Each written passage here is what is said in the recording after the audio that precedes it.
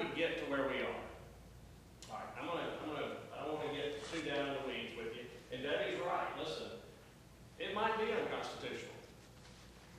I don't think it is. Okay. Well, thank you for even saying that. But, well, let me get to where I am. That's why we got the judicial branch. We got the legislative branch, we got the judicial branch, we got the executive.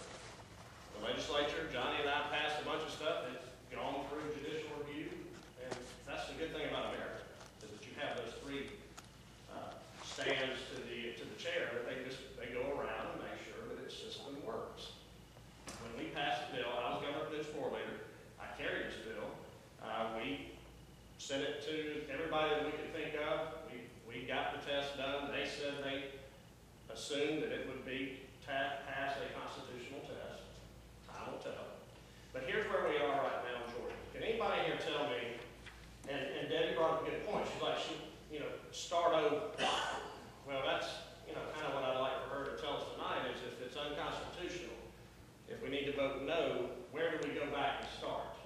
Because by her stating that, I think she's saying that maybe we do have a transportation funding problem if we need to go back and start over.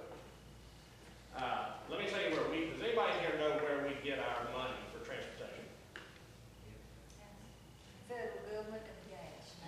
Well, the state of Georgia gets their money from the motor fuel tax. When you go and buy a gallon of gas, 7.5 cents is an excise tax, and then 4% of that is a state tax, which translates in today's dollars per gallon, about 16.5 cents per gallon goes to the state.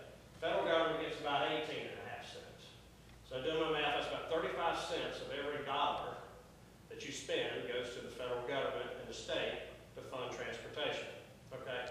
Years ago, before the recession and before some trends in automaking and Washington, we were doing great because motor fuel collections in Georgia were about $1.2 billion.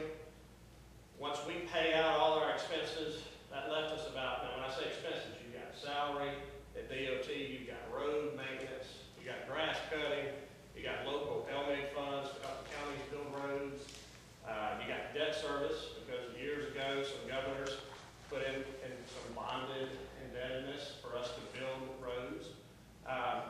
We're left with about $400 to $500 million, which we can leverage at a 4-to-1 rate with the federal government, which gave us about $1.8 to $2 billion to build roads, new roads in Georgia. Well, what happened? Had a recession, which is still going on. It's tough. What else happened is that cars started getting more fuel efficient.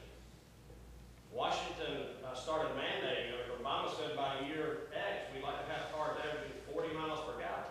So if my truck right now gets 20 miles per gallon, and 10 years from now it's going to get 40, that means the collections that the state and federal government get to build roads will decrease by 50%. Okay? So how do we keep up? 2 options, or 3 options. One is do nothing, which is an option. 2, we increase the motor fuel tax, which has to be done by the legislature. Or you do it TIA, or TSPLOST. Okay? Now, what are some positives to each one of those? Now, if you increase the motor fuel tax, that's kind of a never-ending tax. Once that kind of gets put in place, it never really comes off. One good thing about the TIA is that it does end in 10 years.